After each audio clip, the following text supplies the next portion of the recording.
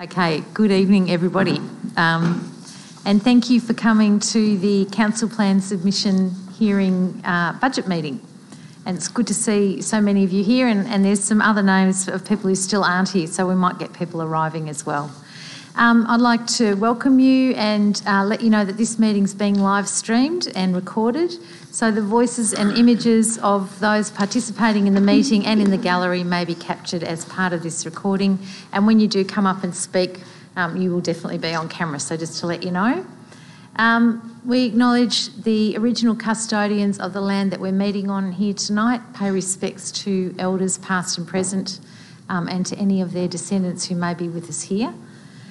And as councillors, we've all taken an oath to carry out our duties in the best interests of the people of Indigo Shire and to do this in a fair and impartial manner. We are all committed to exercising the council's powers and functions to the best of our skills and judgment. Do I have any apologies or leave of absence? So I have one apology from Councillor Barbara Murdoch. Are there any others? Nope. Any declarations of conflict of interest? Okay, so we will get into the submissions. I think we had a total of 21 submissions that councillors have all read. So tonight, in view of the numbers of people that have come, which is great, we're limiting your presentations to 5 minutes plus clarifying questions from councillors.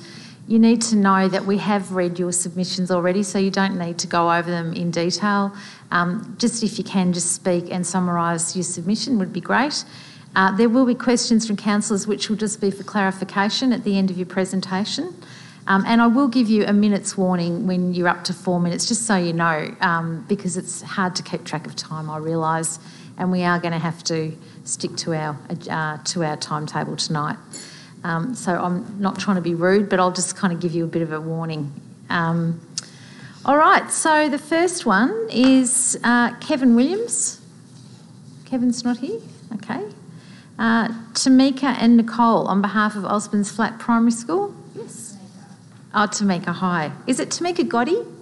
Goody. Yeah, it's not spelled like that. That's okay. Welcome, Tamika. Thank you. So thank you, council members, for your time and for the opportunity to speak tonight. So I'd like to begin by saying thank you on behalf of our whole school community for including us in your draft budget with upgrades to our access road. I'm sure you've all had a chance to read our submission, so I'm not going to take up any time going over what was detailed in that. So I'm here to speak about what we believe is the biggest issue in terms of safety at Osborne's Flat Primary School, and that is our access road. So the current plans would see a widening to Osborne's Flat Road itself, and that would include turning lanes to our access road.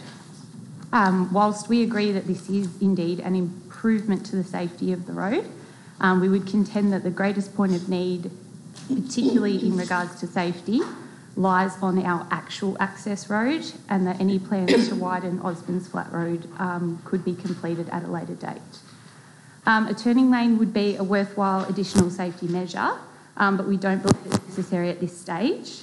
If the Shire was to undertake some further foliage clearing on corners at both ends of the access road, this would increase visibility for all traffic. Drivers would be able to see a car that is waiting to turn earlier and adjust their speed accordingly.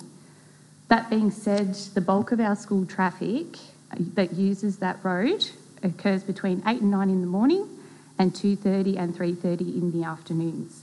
During these times, the road itself is actually speed limited to 60 kilometres an hour, and that in itself ensures the safety of drivers entering and exiting our service road. In addition to that, occasional police presence would be welcome to ensure vehicles are travelling at that designated speed during school times, and it would also be beneficial that we look at perhaps reducing the limit further to 40 kilometres an hour during those times, as is the case in other school zones. And we feel this should be considered before the construction of a turning lane. We have not had a traffic incident on Osborne's Flat Road itself, which is more than I can say for our access road and car park. Just 2 weeks ago, there was a collision between two vehicles at pickup time. Despite the fact that it was a minor collision, and it didn't involve children, it really does demonstrate how dangerous the current road conditions are at these times of day. So currently it is a bit of a free-for-all in our car park. However, we do encourage our parents to park rear to curb to eliminate the amount of people reversing into a busy area where there are many, many children. The current plan that we've received shows that there will be 60-degree angle parking, which would result in all vehicles having to reverse when they're going to leave. This is far from an ideal situation and was one of the main safety concerns raised by Ron Snedden in earlier meetings we've had with him. It's a terrible and unfortunate fact that reversing cars are especially dangerous to children, and according to Kids Safe Victoria, in 85% of cases, the driver does not know that there is a child close to their vehicle. The statistics around children being hit by reversing cars is heartbreaking, and we simply want to minimise this risk at our school. Kids Safe Victoria also states that roadways such as driveways and public access roads are designed to allow vehicles access to and from a property and therefore present the same hazards as roads. Children's unpredictability, their inquisitive nature and the fact that they are surprisingly quick and mobile places them at an increased risk around driveways. At Osborne's Flat, we must consider the safety of not only our school children at pick-up and drop-off, but their younger siblings that are often with them in the car park during these times. We believe right-angled parking would at least allow for vehicles to be able to park rear to curb and would eliminate vehicles reversing out onto the access road altogether. We also understand that the start/end point for the next stage of development of the North East Rail Trail will be the front of our school. Currently, the proposed plans have no indication that our access road will be sealed as part of this upgrade. However, we feel it's imperative that our access road and car park are sealed before this wonderful development finishes, as we anticipate that the rail trail will cause a significant increase in traffic flow on our access road and increased demand for car parking spaces. We would also encourage Council to contact our neighbours at the northern end of the access road regarding these proposed changes, as this will affect access to their properties. It's for these reasons we believe that the greatest point of need is to have our access road sealed and designated car parking spaces made, as has been in the case at places like Wurrigi Primary School, and not to widen Osborne's Flat Road at this time to include turning lanes. Thank you for your time and consideration on this matter, and we look forward to hearing from the Council in the near future. That's okay. Was at the end. I have a couple of questions. Yes. Just how many students go to the school? 60. And roughly how many cars would you expect park out there of a morning and an evening to pick up the students? Morning's not as big an issue as pick-up time of an afternoon. Morning tends to be a bit more of a drop and go kind of situation. Anywhere between 20, 25, potentially more. Any other questions? Thank you for your very thorough presentation. Oh, sorry, Councillor Shepherd. Hi, Tamika. I'm just interested, you haven't had this opportunity to have that feedback into this process already? I'm just interested that the plan has come back saying the turning circle, but you're saying you'd like it, the car park itself to be. Yes, so we sought some clarification after attending the initial meeting at the Yakandanda Council.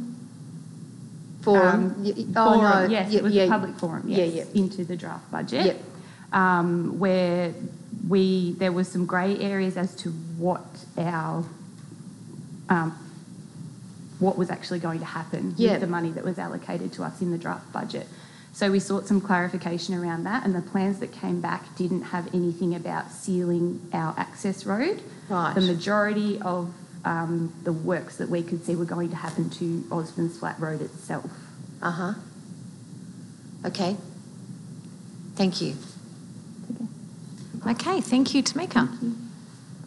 And our next presenter is Greg Duncan on behalf of Destination Rutherglen. Yes, thanks very much for the opportunity of being able to address the councillors. I see I'm the chair of Destination Rutherglen and the Rutherglen Wine Centre Board, and I'm here to speak to our submissions in relation to the budget. I see that I'm in the program speaking to a submission in relation to the council plan. Yeah. Now, we did make a submission in relation to the council plan, but I'm not speaking in relation to that. I'm here to speak in relation to the budget. Thanks.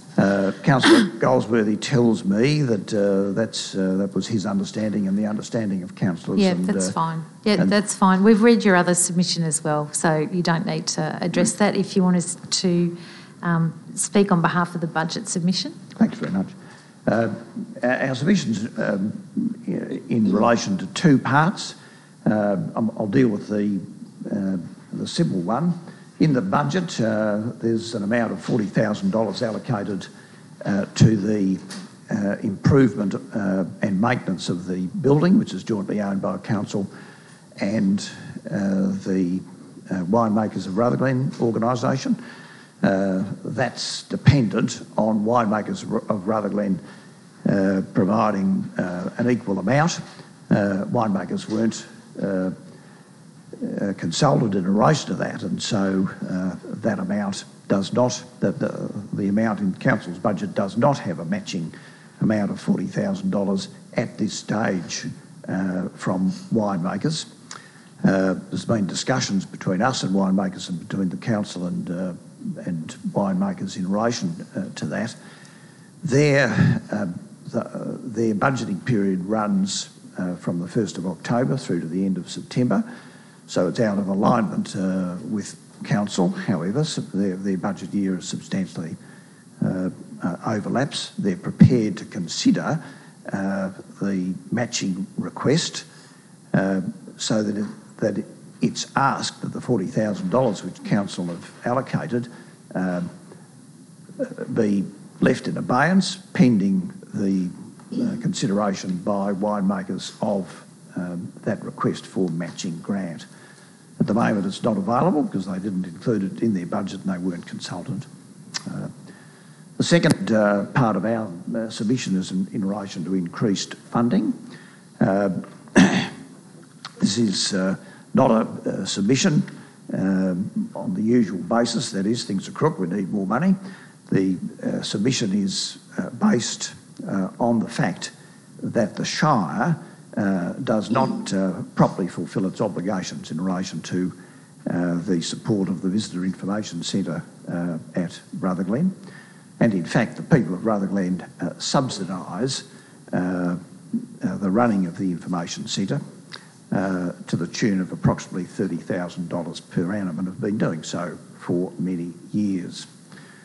The Shire save for small amounts of money which each individual centre raises from sales and the like.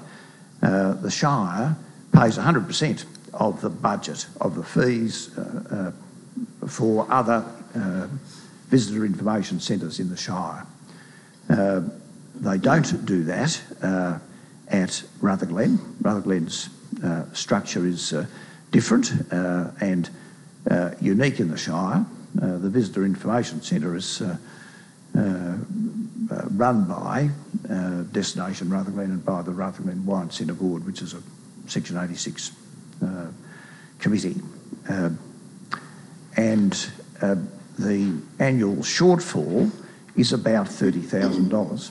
And the difference is paid by, in effect, Rutherglen. It comes from a variety of sources. It comes from the sales that we generate. It comes from contributions made by winemakers of Rutherglen. It comes from our own efforts and our membership fees.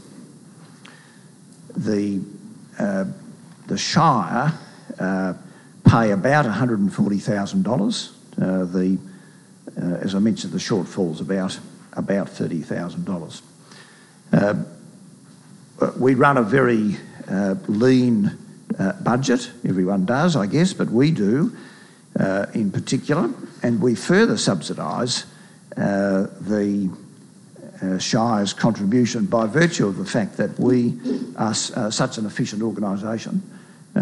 We have lower staffing levels than as is the average throughout the state, certainly compared with Beechworth. We're not bound by the Shire's pay rates, and so our pay rates are less than the Shire pays its staff. It would cost a great deal more if the Shire were running the Visitor Information Centre at Brotherglen. So, Greg, that's your 5 minutes, I'm afraid. I think you've made your point very well. We've also read your submission, and we've also had a number of meetings now with you and Alex around this issue. So I think we're pretty aware of your position on this. Yeah, so thank you again for raising it with us, and we'll certainly be considering it when we look at the budget. I'm sorry, I missed any... Oh, sorry, any questions? Bernie? Yeah. I just wondered, Greg, how much does your VIC generate in sales? Do you know that?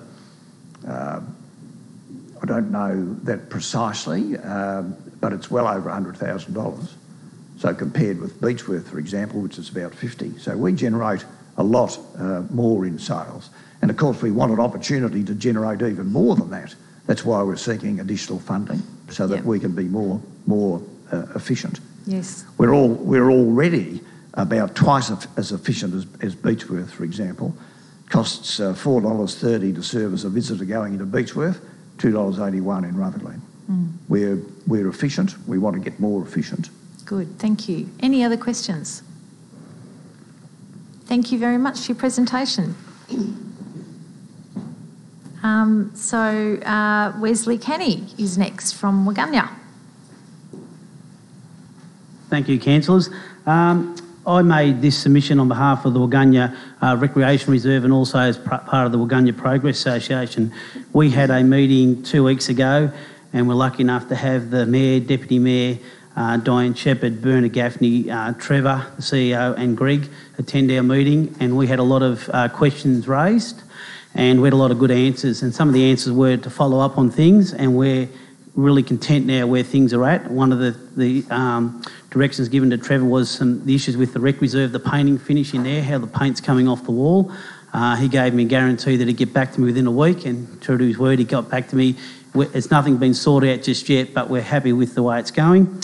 Also, we had a meeting last week with Sven Eriksson regards the netball tennis court project, and Sven did acknowledge that the project had slipped through the council, and we'll give him some contacts with Tennis Victoria and Netball Victoria, and we're happy with the outcome so far. We have a meeting on the 5th of July with Tennis Victoria, and the Waganya Barnawatha game in July will be the WorkSafe Victoria game of the round, and we'll have WorkSafe there so they can see firsthand what's going on.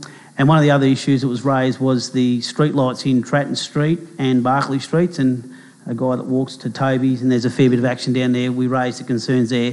We're given a bit of information by the council to come back and work out what we need, and without having to put extra structures up, we're talking about putting onto existing light poles. So pretty simple sort of solution, and I think from that meeting 2 weeks ago, the meeting with Sven last week, we're very content where we're heading, and I'm confident that we're going to get some suitable outcomes to the Rec Reserve and also the Progress Association. So thank you for your time, and moving forward, we're happy with what's going on. So that's great news, Wes, to hear that you feel that you've been heard and that things are progressing. Yep. Are there any questions for Wes in relation to the issues he's raised tonight? No. Oh, very straightforward. Okay, well, I'll look forward to meeting with you in a week or two. Thanks, Wes. Sue Fenn.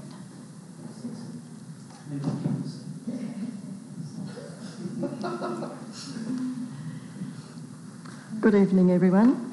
Welcome, Sue. Thank you for giving us the opportunity to speak on behalf of the new Waganya Railway Land Committee. And we are applying for funds for from the 2018-19 draft budget to cover the cost of a master plan, which is absolutely essential when applying for grant money. We have great plans for this open space of land. It already is a nice clean entrance into the town, which the Shire maintain very well. and the potential for this vast open space is enormous. Murray to the Mountain Rail Trail passes through this land. North East Water have come on board in allowing us to use recycled water, which is a wonderful bonus. And we've had many ideas from the residents, including a high standard fitness track, bike education circuit, skate park, special tree and planting, shrub planting, barbecue and picnic area, together with a railway historic area, e.g. storyboards, passenger platform restoration. And adjoining this land, the same land, the railway land, was a block of land which was owned by the Indigo Shire, situated on the corner of Sarah and Victoria Streets, which the Shire Council were going to put up for sale. And some Waganya residents protested about that, and we put our case forward with the possibility of erecting a Tommy McRae Cultural Centre sometime there in the future. So that, and together with this adjoining land, with the plans that we have, would make it an essential and a lovely area. But firstly, a master plan has to be drawn up. So hopefully you will allow us the funds to get on with this project. As development progresses in this area, it will be a wonderful asset to Waganya for locals and visitors alike, together with the already new cycling track that has just been opened. And the recent release of the Indigo Destination Game Changer 2023 strategy involving tourisms of the 4 towns of the Shire is an important step. But unfortunately, we're a little bit disappointed that Waganya didn't get a mention, maybe with Rutherglen. So, being the only town on the river, on the Murray River. But today, I took the liberty of making contact with VicTrack in Melbourne. I was just Googling their site, their website, and came across the heritage site and saw what they actually will do upon request in the restoration of buildings concerned with the railways or on railway land. And so I sent them an email down, and that took place at 1 o'clock today. So what I included was, this newly formed committee are approaching you, this is VicTrack, to please cover the cost to have the platform repaired, some rail tracks replaced, have comprehensive storyboards and photos about this very busy historic railway station put in place, and to have the water tank returned to its original location at the station. This water tank is lying in a paddock in Corowa on the ground, and it'd be wonderful to have that back in place at Waganya Station on its original site. A minute to go, Sue. A minute to go. Sorry? Oh, sorry. That's okay. And they just may include cover the cost of a master plan. But they have given us, and I had a reply within half an hour, and we have a reference number regarding the Waganya Railway land, and we will endeavour to provide a response to you within 10 business days. Great. So, but in the meantime, perhaps if we don't get the master plan via VicTrack, hopefully you will agree favourably towards us. So thank you for allowing me to speak. Thank you, and that's actually great news and good for you for chasing it up. That sounds really good. So do I have questions for Sue from councillors? So Sue, you'll let us know when you hear back from VicTrack. I will. And do you obviously, want me to email this letter to you? Yeah, sure, that'd be good. I emailed it to Bernie today. Oh yes, please. Yeah. Because he's a member on our committee. Yep. So. And yeah, let's hope you get a good outcome there. All right. Anyway, but equally, thank you for submitting to us tonight. That's great. Okay, so William McCall. Welcome, William. Well, good evening, and thank you for letting me speak on this matter. I put a small submission in which was just about school drop-off and pick-up time, and I'd like to expand on that. It's not just at school drop-off time and pick-up time that without this footpath and hard shoulder there, that there are a lot of traffic that comes from Springhurst, and especially going to and from the caravan park.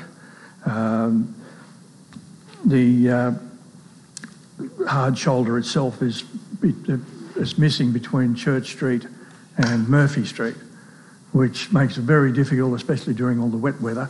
People can't walk on, it's all boggy there. There hasn't been gravel put down for, in the 2.5 years we've been there. But there is a lot of traffic that does come through there, and you see a lot of women, especially with their little ones in strollers with toddlers behind, and this is all through the day and the weekend when they're going to the shops, of course, and coming back from the shops. And I haven't seen any accidents, but a lot of people tell me about they've seen a lot of near misses. And it is a very narrow stretch of bitumen. It's the narrowest in Murray Street, and it's the only part, it's about 150 metres, it doesn't have any hard shoulder.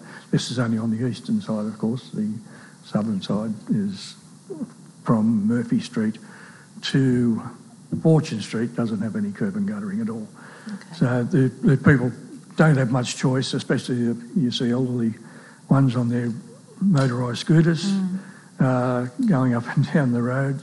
Always happy, but I'd hate to see something happen to them. Of course. So, yeah, if the actual stretch that we do have, just the footpath would be good, is not even 150 metres, so it wouldn't be a big stretch. I do know from Helen Chambers that her late brother-in-law, Don Chambers, did have this on his agenda before his passing, his sad passing. But yeah, if it is something that if council could look at, we would be most appreciative. Okay. Thank you. Well, thank you. Do we have any questions for William? No, I think you've made your point well and truly, and we've got your submission, which we've read as well. So thank you very much for coming tonight and presenting to us. Yeah, and thank you for hearing me. Thank you. So I've got Mark Entwistle on behalf of Beechworth and District Hockey Club. Yes? Yeah, I can see a few hockey club people. Hi there. So you still only get 5 minutes, so you can work out how you're going to do it. Fair enough. Mark promised to whack me over the back of the head if I go for any more than 50 seconds. Right, okay. Well, I'm nicer than that. So, well, I'll open up. Beechworth and District Hockey Club has over 150 members, playing members, plus support volunteers. As part of our strategic intent last year, we moved back to playing games at Beechworth on the Oval, just over here. 2 weeks ago, we had 4 juniors, 1 senior team. We were playing there from 9:30 till 5 o'clock at night. And what our submission is, as you've read, is to do upgrades to that ground. Last year was a trial, and it was acknowledged by the community development part of the Shire and us to see if we were compatible. We've found that we definitely are, and we would like to make it even more so. Since the submission was put in to verbally this afternoon, we have had verbal support from the principal of the Montessori and members of the Beechworth Wanderers Cricket Club who've supported the case that we've put up. Okay. Hi, Alison. Hi, Jenny. Welcome. I'm Alison Fitzgerald, the president of the Beechworth and District Hockey Club. I've been involved with the club since its inception 24 years ago, and over that period of time we have been, if not the most active club in town, one of the most active clubs in town. We've got 11 teams in the Hockey Wodonga competition this year. We're probably the only sporting club in Beechworth without an adequate home ground, so it's time for that to change. Okay, thanks, Alison. Next one. And just following on from that, the bigger Beechworth draft consultation report from 2009, the Beechworth Hockey Club submission at that time pointed out that the club feels that it needs some success in securing a venue, as it's difficult to keep the momentum going, as they've been trying to secure a venue for more than 6 years. And at that time, the club noted they can no longer play at La Trobe University as a cricket pitch was installed that seriously impacted on their playing surface.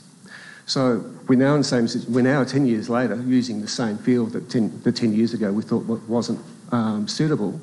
The club in the last year or so has spent $3,000 on a synthetic surface to protect to make the field at least partially playable. But the undulations of the field haven't been addressed, and we thought there was an undertaking from Indigo Shire to assist with that. The undulations cause the flight of the ball to be really unpredictable and dangerous. Hockey balls, when you are hit by one, it hurts. And having irregular surfaces just creates a risk for anyone using the field. So the submission was all about providing a level playing surface for people to use. And and really what our hope would be was something along the lines of a high quality football field, level, well turfed. And to that point, we certainly prepared a submission with an indication of what those costs may be. The point about the submission is that all we need to do is to achieve only the area of the field needs to be level. We're not talking about the full extent of the field of the oval, so we're not talking about a full oval redevelopment. And on top of that, we don't believe it necessarily to be an expensive venture either, because what we know of the field to date is that it drains well, so there's no need for additional drainage. We had lots of problems down at Yakandanda with mud on the cricket wicket there.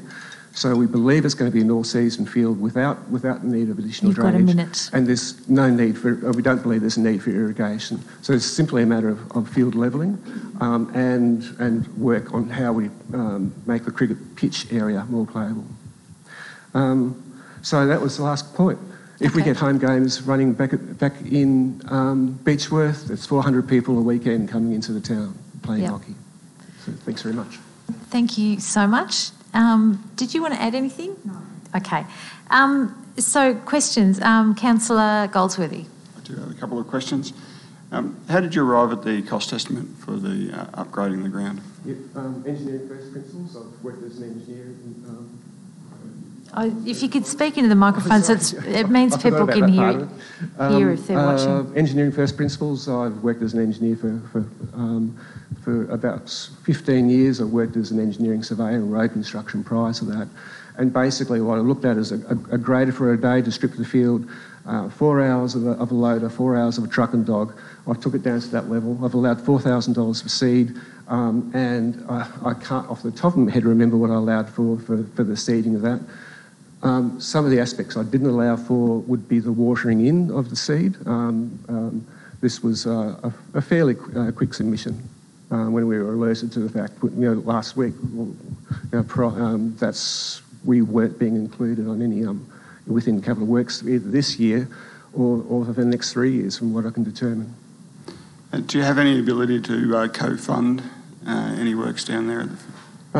Look, we certainly can contribute and co-contribute. With my background in engineering surveying, I can do a lot of levelling on the field with the council provides the equipment to do so. I can't speak on behalf of the committee though with regards to making funding. I'm not a committee member. Can anyone from the committee answer that? Alison? The answer is probably possibly, but without taking it to a committee meeting, possibly. Yep, so just while you're there, what sort of impact does it have on membership for the club, having the lack of facilities? Huge. So at one stage we had juniors from the age of 6 to seniors to the age of 60 across under 10s, under 12s, under 14s, under 16s, Div 3, Div 2, Div 1, and veterans, men and women. So we had the full teams, and now we've got 11 teams, so we're still very strong, especially in the female side of the hockey club, but we're losing players. We've lost a lot of under 16 players to Wodonga, and a lot of the juniors are at a level where they can't play, or they don't want to play, and it's not safe to play on a substandard surface, so we're losing players. Do you have any idea of the economic impact on Beechworth when you do play a home game here? Well, as Mark alluded to, if we had all our home games here, which we wouldn't be able to do because there aren't lights here, but let's say we had 6 on a Saturday, that's 70 to 80 to 90 Beechworth people, and probably the equivalent of another team coming in. If we were playing Wodonga, the same coming in. So I know Beechworth Bakery love it during hockey season when we're playing here because they get a good kickback from that. But yeah, usually there's a parent or two with each child, siblings, onlookers, yeah. Thank you. Councillor Shepherd. Hi, I had 2 daughters from Yakandanda that played at Beechworth, and I was just wondering if there's still, is that still that interplay between the 2 towns that the Yakandanda hockey players play in the Beechworth? Absolutely. League? So we're Beechworth and District Hockey Club. Yep. Yep. Absolutely. So the Yak kids would be coming up to Beechworth? Yes. Yep. Yes. Okay, thanks. There's probably a third of our membership come from outside Beechworth itself, and that's Chiltern, Yakandanda. We've got a girl who signed up this year from Myrtleford, Rutherglen. We do pull some people from Wodonga as well. So when we're talking of tourism numbers into here for home games, probably a third to a half of them, because they are concentrated in our juniors, come with a parent from outside. Okay. Any other questions from councillors? So thank you, all of you, for your submission, and we've got it to read through again with those figures and the explanation, so thank you for coming along.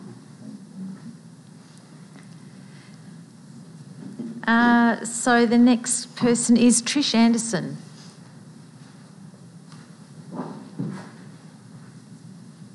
I'm not Trish. No, you're not.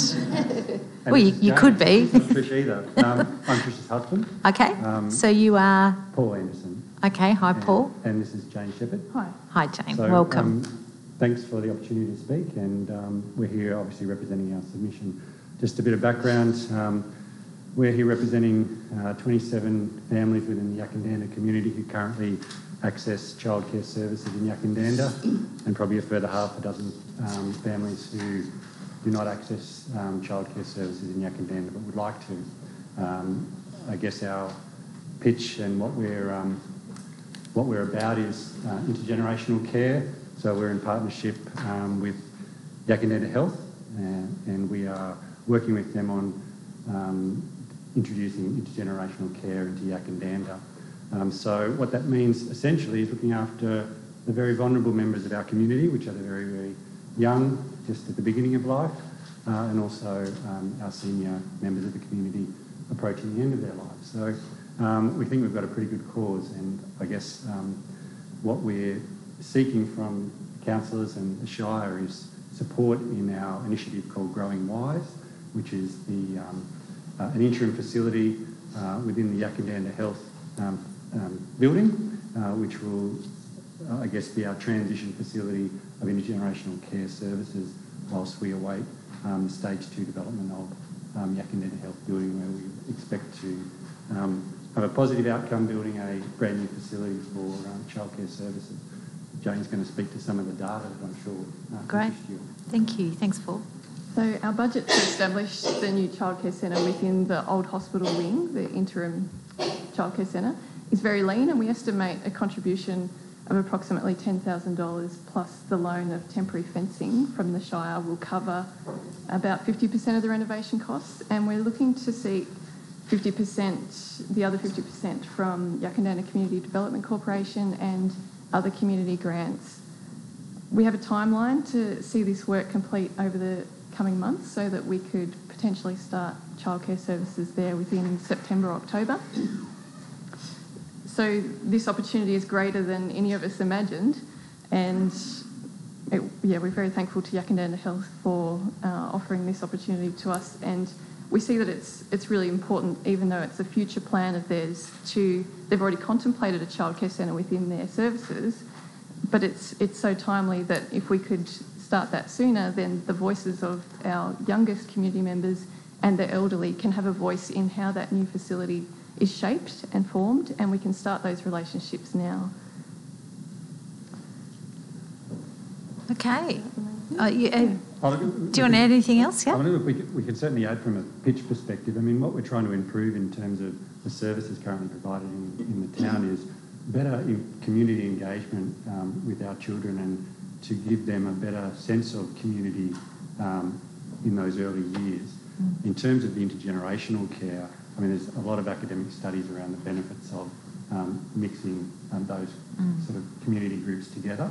But it's also about improving the transition from childcare services through into kindergarten and then beyond into primary school. So the location of the facility and the partnerships that we're forming with the Yakandenda kindergarten and primary school are also a big part of this, because it's a segue, I suppose, from those very early high dependency care years through into transitioning into kindergarten and beyond. So we want to bring about a lot of, I guess, improvements as part of this process. So okay.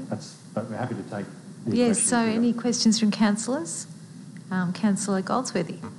So is there long day care there already in Yakandanda? Yes, so the current service is a long day care service. It's provided in a facility on Twist Creek. That's currently managed by a governing board, which is the Albury-Wodonga Community College. I guess the best way to describe the views of the families that we're representing is that the services that AWCC can offer are misaligned with what the community is looking for.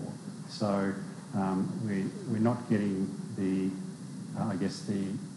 staff, how do I put this? They've got high staff attrition rates. We want a better bonding relationship between our children and their carers.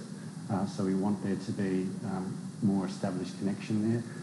We want to see community groups like the CFA, Luke, the local policeman, to be able to come to the facility and talk, to the children, about being more a part of the community.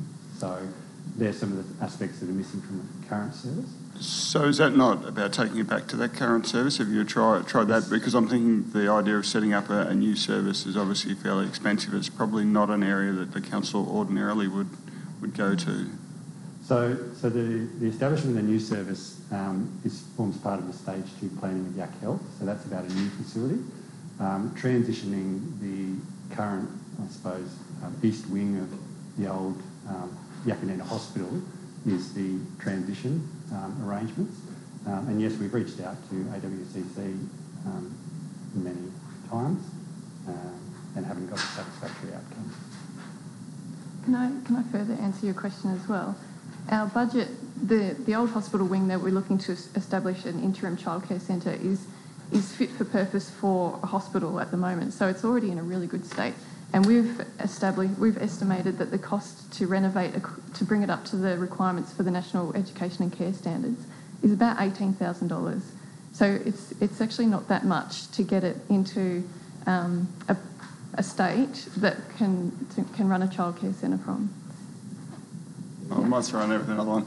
So you'll have to employ staff as well, and yes. Committee of management, all that sort of thing. Yeah. So the centre is going to be managed by Yakandenda Health. They're looking after the licensing and the management overhead. From their perspective, they just see it as another budgeting line for which they will manage it, because it's part of their strategic plans, as it should be for the Indigo Shire's early years community requirements. But it's certainly part of their strategic planning to move towards intergenerational care. So the fact that we've got an entire community of families who require this service also wanting it is a nice match. Okay, yeah, Councillor Shepherd. So I'm just checking, so the grant would go to Yakandenda Health? Yes. Okay, thanks. Any other questions?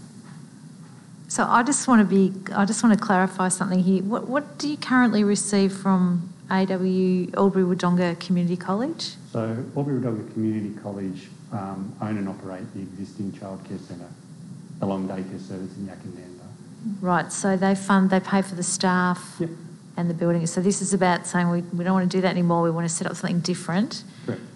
And we want council to help us with the transition. Yeah, so in terms of, I know one of the earlier questions to one of the other submissions was around co-contribution. Yeah. So we've got a lot of I suppose, in-kind contribution from Yakandanda Health. We've also got funding arrangements, I guess, being sorted through the Yakandanda Community Development Company and a number of other partners within the Yakandanda community who want to see our initiative of Growing Wise succeed. What we're looking for from the Shire in terms of complementing their early years strategic plan is, I guess, support in just the transition facility. So we've identified some items for which we'd lean on you guys to support, basically, which is temporary fencing and facility and just some. So I understand what you're asking for. I guess I'm still curious about the existing childcare centre. Will that continue? So so that will actually cease to be.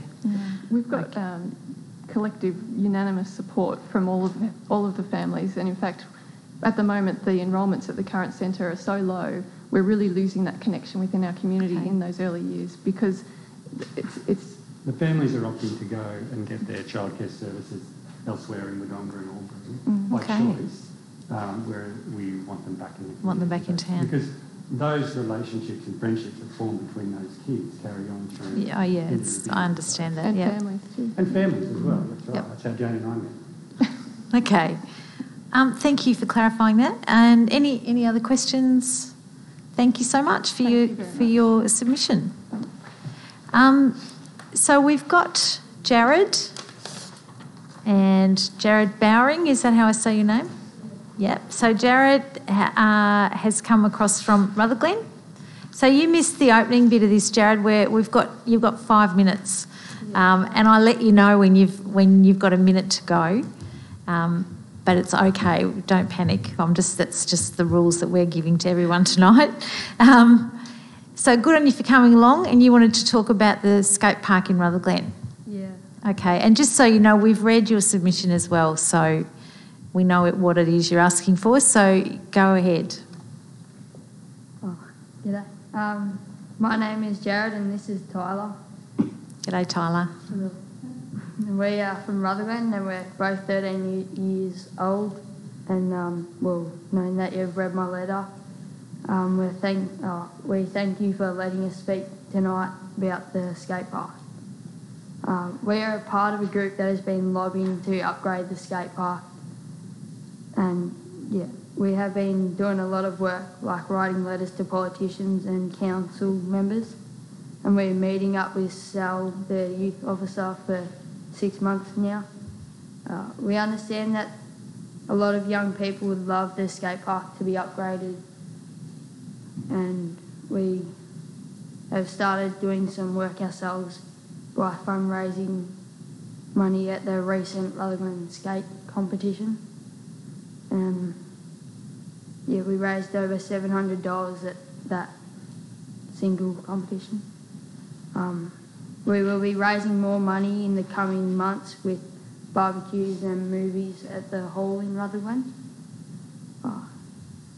We plan to spend this money on getting a feasibility plan and a concept design and community consultation.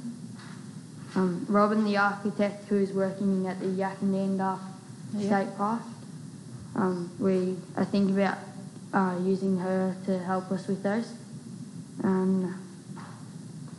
She said that she would be up for helping us with doing that. And ultimately, we would love to ask for $200,000 tonight, but we realise that it's probably not a reasonable ask of you. Nice try.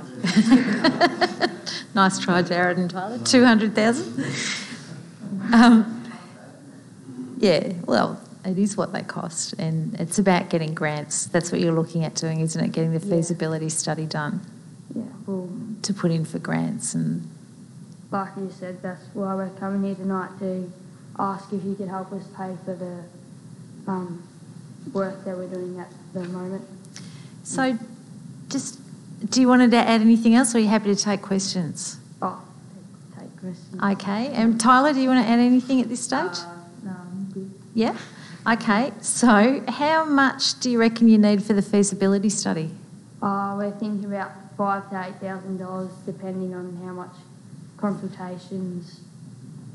And you've already raised, how much have you raised yourselves? We raised just a bit over $700. Oh, good on you. Okay, that's great. So you're asking somewhere up to 8,000 to help with the feasibility study, and you've got Robin lined up from who's doing the Yak. She's done a great design over there in Yak. Yep. So are there any other questions from councillors? Okay, Councillor Price. Is the idea that it would be on the existing footprint exactly where it is at the moment, or are you looking at a different space? Yeah, we could do it where it is, or just next to it, doing it together. And if we can't do it all there, we've been thinking of another space. There's a lot of room and there's a playground beside that, where the lot of space is, where the families can. Yeah. Mm-hmm. So whereabouts is the other space, or are you just thinking of other spaces at the moment? There's a playground up near the wine bottle in Rutherglen, and there's a wide open area just there. Mm. Great, thank you. Can I just ask, how many people use it? Have you got heaps of kids down there? Yeah, on average we have at least 10 people a night. Okay. And it gets a bit crowded with all them people, so we can't come from Coral. Yeah. They come from Coral as well. Okay. Yep. And Councillor Goldsworthy's got a question. So whereabouts is it at the moment? Is it at the in Murray Street near the lake there? Or? Yeah. Right. And how large is it? How does it compare to the other towns? Have you been to some of the others? Oh, it's pretty small. There's only 1 or 2 jumps or ramps that we could use there. And do you know how old it is? How long has it been there? I think it's been there for nearly 15, 16 years. Yeah. Mm-hmm. Thanks. Yep. Councillor Shepherd. Hi, thanks for coming over. And thanks for Sal for bringing you over. Yeah, great. I was just wondering, what's the problem with the one at the moment that you want to upgrade or replace it? So it's kind of small, and we can't really learn that good of tricks there. So we have to go to other towns like Beechworth and stuff to learn better tricks. Yeah, and it's very congested where we are. If there's any more than 5 people, and like I said before, on average we get 10 people a night riding. Yeah. Do you have a committee, or are you the committee, you two? Are there other people on your committee? At the moment it's just me, Tyler and Sal. Yep. Working. That sounds like a good committee. Thank you. There's a lot of community members that, when they had their own landscape park event, we had a lot of business owners come up. They came out to say that they love to sponsor the skate park. So great. The idea is probably, you guys are talking about maybe coming up with a concept design for 2 stages, Yeah. So we'd have instead of getting all the money in one go, which we know that's a pretty big ask of everyone, we were thinking of doing it in little stages so we could get our upgrade but over time. So, yeah. That's what they're doing at Yak. They're sort of building one stage and then adding on another bit. Any other questions?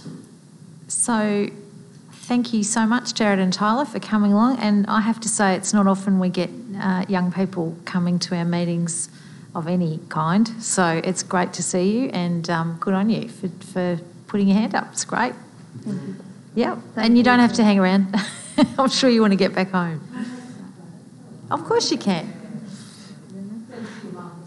Yeah. Oh, here, I'll get up with him. Yeah, do it. Yeah.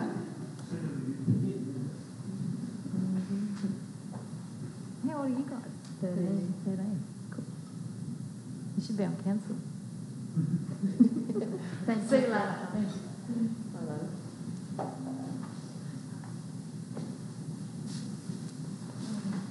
Okay. So Trish Anderson. We have. Oh, sorry. We had Paul and James. Sorry, Nirodha. Hi, Nirodha. How are you? I didn't see you down there. How are you going? Yeah, good. Thanks, Jenny. Okay, so Nirodha, you're actually submitting on the behalf of 3 organisations. So the first one is on behalf of the Barnawatha Rec Reserve. Yes, Yep. that's right. Yep. Sure. Yep.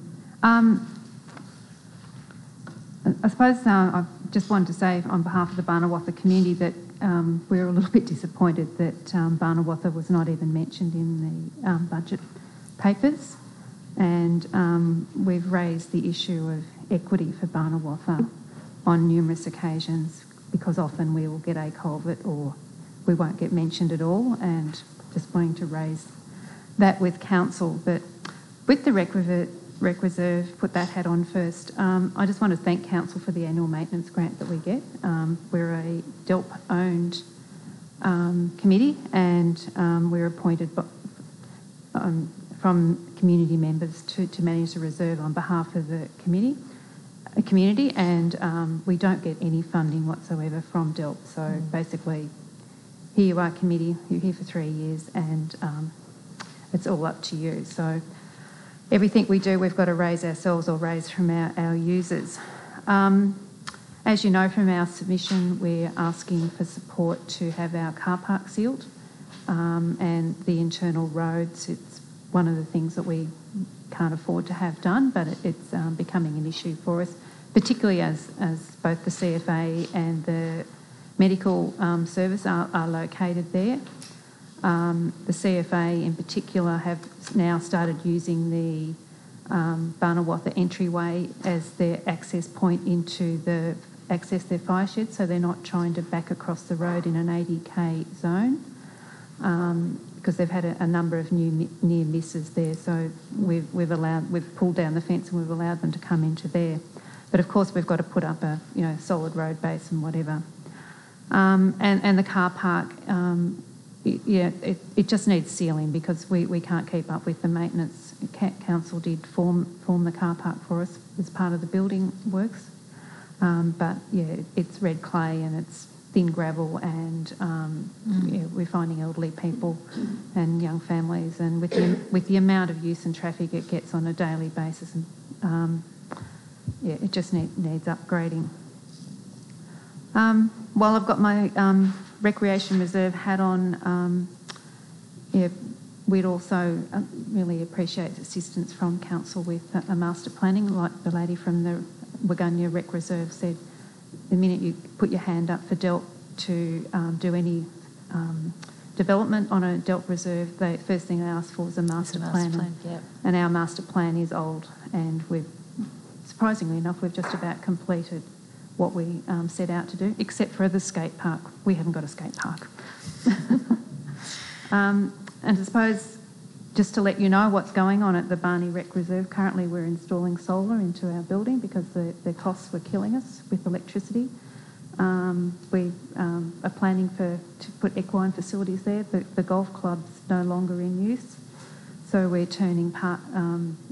We're having about 6 holes of golf there for just people to have a hit and giggle, and we're putting in a disc golf course because Barnawatha doesn't have any activities for young people at all, and we thought that was an activity, and I think council gave the golf club a couple of $1,000 to do that. But we're funding the remainder of that, which is considerable cost. And our other major development is we're wanting to put in or re-establish the playground that was taken down when the building was built, and we desperately need shade sails along the front of the building. But our number one ask is for the car park, and particularly if we can have also, while the grader's there, to have the internal roads around the football ground and the entryways done as well, because it's it's a maintenance your nightmare. minute for this one. Pardon? You've got a minute to go for the rec reserve submission. Yeah, that'll do. Okay. Do you want to add for the Development Association? Oh, sorry. We'll do the rec reserve first. Sure. Yes. Questions. Just with the rec reserve, and you expressed your disappointment about the coming budget, but do you acknowledge that council has been a significant contributor to the Barnawatha community over a number of years? The rec reserve facility was by and large pushed by council officers, and it was built because of them. And Stanley Street's just been upgraded, the footpath there and that sort of thing that leads into it. So it's not like we've been doing nothing for Barnawatha. No, you haven't been doing nothing, but once again, the budget had nothing in it for this year. And yes, council did assist us with the rec reserve, and council did put a significant amount of money into that. I think the netball courts as well have been redeveloped over the years. Yep. Yep. But there's also been an enormous amount of money gone in from the community, and the community really pushed for the new building. We put an enormous amount of work into that, and it took 4 or 5 years to get that up, and there was a lot of work, and we actually had to rewrite some of that submission because it just didn't cut it. So it was a combined thing, but council hasn't been leaving Barnawatha out in the cold. I would make that point. The other thing is with the CFA, have you approached them in relation to sealing some of the new entryway into it? If they can't, in good safety, reverse their truck into it, surely the CFA can come good with some money to fix the problem. CFA Regional won't put any money in. They say we put the driveway in and they won't contribute, so it's CFA Local that's been left to do it. And, they're not getting much cooperation from CFA 24. Likewise with the dangerous tree. It took us 12 months to get a permit to trim it. And when you're talking about the internal road, are you talking about the road that goes around the outside of the oval? Yeah, the footy ground oval, yeah. So there wouldn't be too many football grounds in our area that have a sealed road around them? No, I'm not talking about the seal. I'm only talking about sealing the car park. I'm just talking about while they're maybe grading and whacking a bit of gravel on. I heard you say that, yeah. Certainly not going to ask for a sealed road around that. That's ridiculous. All right, and the car park that's gravel, there's just a couple of muddy spots in it, I gather? It is muddy. There are those muddy spots, and we just spent another lot of money trying to rectify the drainage work. I think you need to appreciate that the work that was on that building was the plumbing work on the building was a very poor quality. We've spent something like $10,000 rectifying it. We got no joy from council trying to get the plumbing rectified by the builder, so we've done it all ourselves. We've had to relocate we've had to dig up the fire services. We found that they hadn't connected it properly. They just dumped a heap of cement around it, and then it failed. North East Water have been onto us about leaks. The connection into the reserve, into the building was quite frankly agricultural. We've had to dig all that up, relocate it and whatever. So we've spent an enormous amount of money trying to rectify that. The sewage work, we won't even go there with the amount of difficulty we've had with the dodgy sewage that was placed into that building. And the water tanks, the overflows were not connected. There's no drainage there. It just goes on and on and on. So we've had an enormous amount of work and a big struggle just trying to get this building up to standard. Well done to the community for doing that, and well done for organising your solar power. Yeah. Any other questions for Nirodha? Do you have any idea of the cost of sealing the portion that you're talking about? Not a clue. I suppose that the submission came as a result of the forum last week, a week before, and we were just said, there's no point writing it down at the forum, put it in a submission in, so here goes the submissions. No, that's fine. That's fine. Any other questions? So Nirodha, you've also said you want to put in your own and one on behalf of the Development Association. So do you want to run with that one, the Development Association? Yeah, this is the one that we're most keen for Barnawatha is it's a submission to council to prioritise placemaking into the up and coming budget. Yep. The placemaking project for Barnawatha has been under discussion with council for many, many years. It was initially going to be put in with the Chiltern one. That didn't happen. And we were led to believe that Barnawatha, by several councils, that Barnawatha was going to be the next placemaking project for council, as they were prioritising their small towns because they had less capacity to do things than the bigger towns and less able to attract grants and development and all that sort of thing. The structure plan is underway, and we've fought a very long time to get that, and we thank Council for finally getting that, even though it's probably about 10 years too late. It's happening now. Barnawatha is a growing community due to its location near Albury-Wodonga, plus we've got the Logic Centre on our back door. We've also got the Livestock Exchange, and we've got a number of industries developing up around us.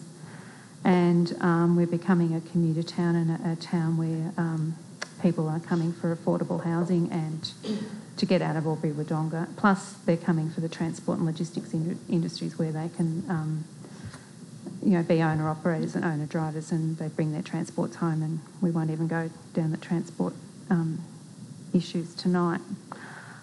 As you might have gathered from the forum last week, Barnawatha is not necessarily working well as a cohesive community at the moment. We're a community that's made up of a lot of different groups and different people with a whole lot of different wants and needs. And there is no plan in place for the social and economic development of Barnawatha. There's no, we've attracted our own medical service, but other than a few visiting services, there are no services in Barnawatha. There are no use things in Barnawatha. It's just basically a place to live, and we play sport and we get on together. But that general small town cohesiveness is now starting to fracture, and the structure plan is bringing all that to a fore. And I think the placemaking is critical to bring the community back together so we can all find solutions and develop a focus for the town that most people are comfortable with. I'm certainly not alluding that we're going to find a solution that everyone's going to be happy. That's just not going to happen. But I think as a community we need to come together and develop a strategy for the future, develop a CBD, develop places for where industry goes and services, and cater for the people that are coming to our town, but also catering for our residents that have been there for many years and starting to grieve the loss of the town as they knew it. So we're a town under pressure from a lot of areas. So basically, we desperately need a vision. We need to collaborate together and, use all our local knowledge to determine a future. We really need to create a place and not just a plan. And that's where the difference between placemaking and structure planning goes. You've got a plan, you've got maps, roads on the maps. And whatever we do, it has to be sustainable into the future, because we have to, for Barnawatha, I think we're going to have to plan a long way out and start, because the pressure from Albury-Wodonga is not going to go away. We can't stick our finger in the dike and say we don't want transports and we don't want it to happen. It's going to happen whether we like it or not. So I think this is our last opportunity to do it well before it gets away from us, and it's, you're trying to fix up mistakes instead of planning properly in the first place.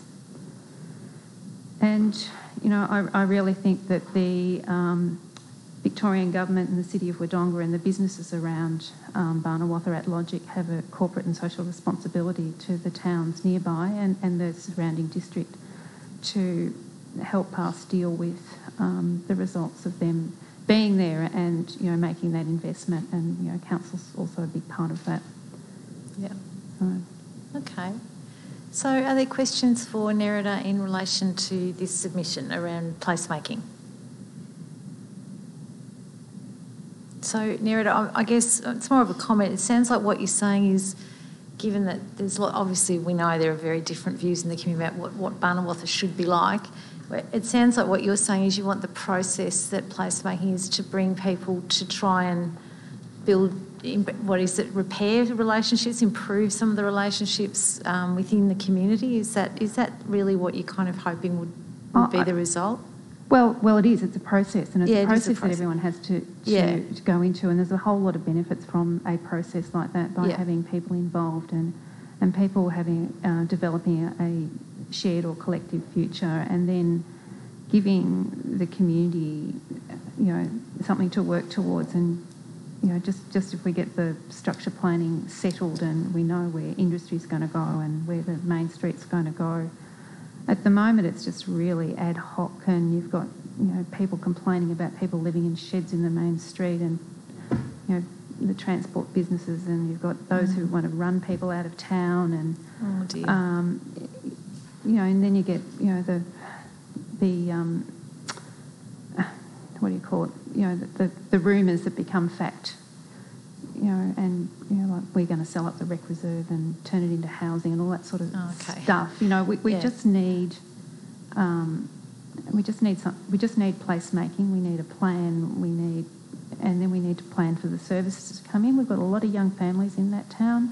There's nothing there for them. We've got a young youth population, and there's no high school there, so the youth go in 4 different or 5 different directions rather than 2 or 3 schools in Wodonga. So then they come back to Barney, and there's really, unless you play netball or there's nothing, or football, there's nothing there for them. So we need to develop services, and there's a whole new lot of housing going in. There's a whole new lot of young families about to come. That's who's moving in, and some retirees. So we need to plan for them and provide services. Yeah.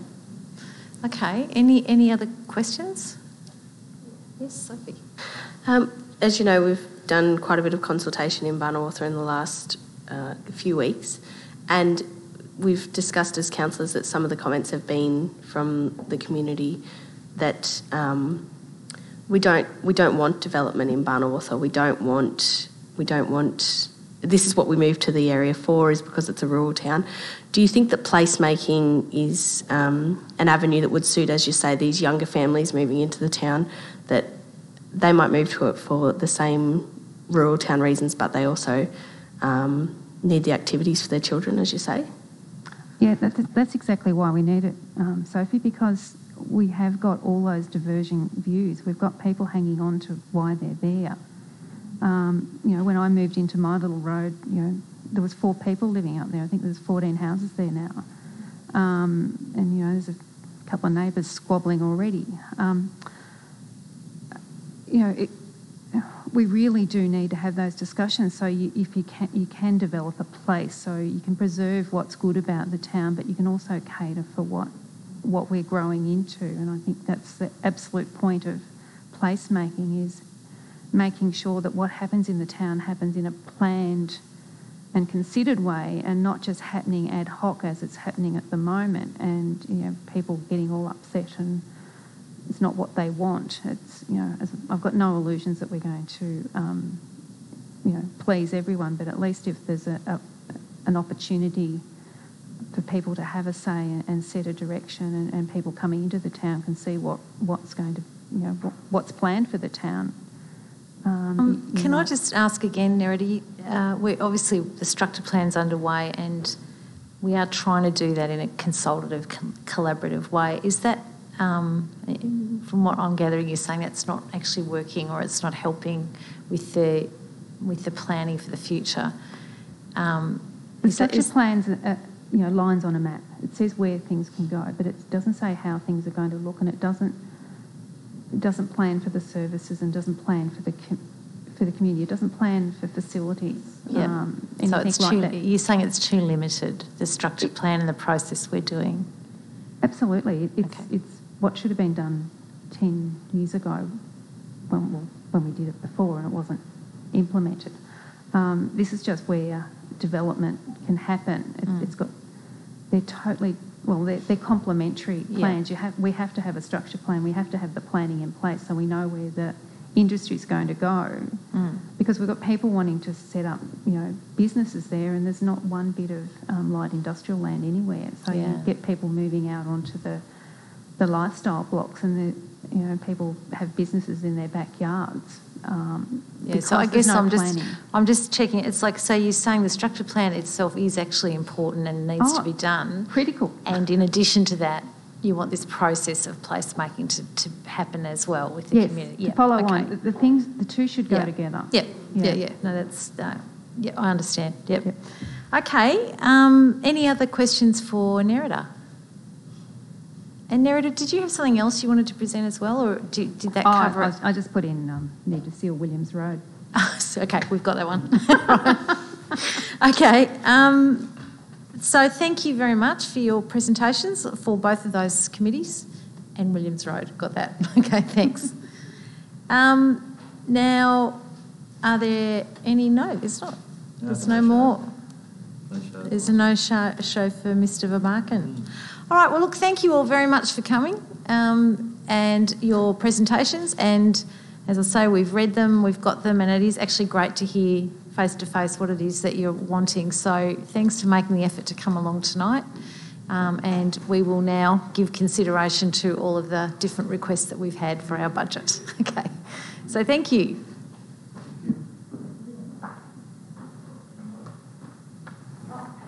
Meeting closed officially. Sorry about that.